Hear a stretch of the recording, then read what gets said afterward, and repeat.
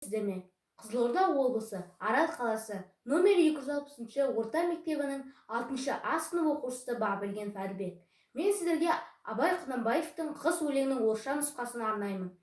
Абай Құнанбаев, зима.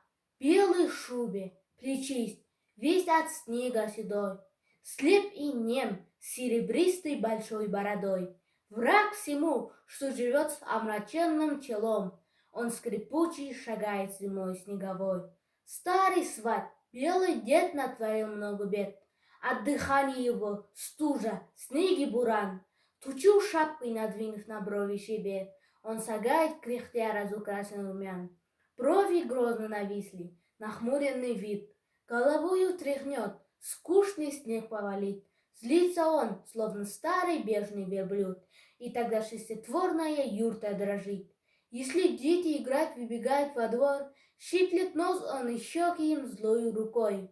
В армяке полушубке дубленым пастух повернулся к холодному ветру спиной. Конь разбит, безуспешно пытается лед.